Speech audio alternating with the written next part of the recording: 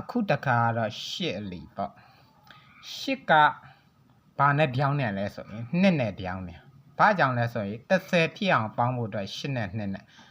ပထမဗီဒီယိုထဲမှာပါထားပြီးသား6နဲ့4နဲ့ပြောင်းနေ6နဲ့4နဲ့ပေါင်းခြင်း30အဲ့ဒါကြောင့်မလို့6နဲ့4နဲ့ပြောင်းနေအခု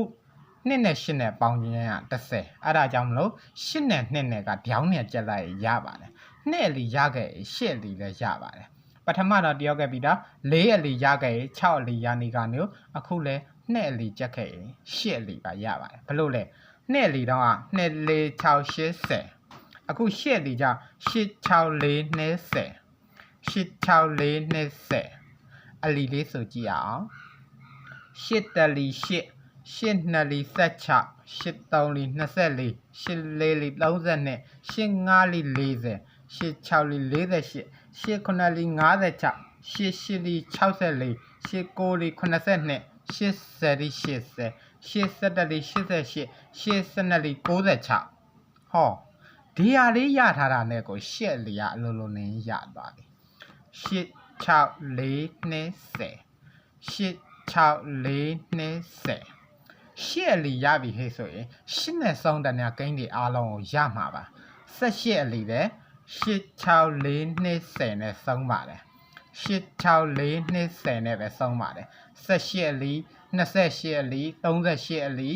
48အလီဟိုဘက်118 158 198ရှိတဲ့ညာ8နဲ့ဆုံးတဲ့ညာကိန်းတွေရဲ့အလီတွေအားလုံးဟာ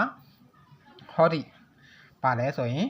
8 6 4 20နဲ့ဆုံးပါတယ်18အလီတို့ဆိုကြည့်အောင်18တလီ18 18နှစ်လီ36ဒါဆိုရင်18အလီဆိုတာ30အလီနဲ့8အလီနဲ့ပေါင်းတာပါဟုတ်ပြီဘလို့ထွက်လာလဲ8အလီရပြီဆို18အလီရ8တလီ8 30တလီ30အဲ့တော့8နဲ့30နဲ့ပေါင်းတော့18 18တလီ18 18နှစ်လီ36ဘလို့ထစ်တော့36ထစ်လာ8နှစ်လီ16 10နှစ်လီ20 20နဲ့36နဲ့ပေါင်းလိုက်20နဲ့16နဲ့ပေါင်းလိုက်တော့30နဲ့6 18 3လီ18 3လီ54 18 3လီ54ဘလို့ထစ်လို့ရတာလဲ18 3လီဆိုတာက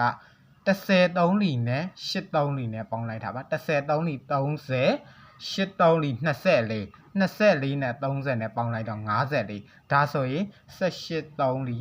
54အဲ့ဒီလိုမျိုးဆရာလေးတို့ရပါတယ်ဟောဒီမှာ8 6 4 20ဆိုရင်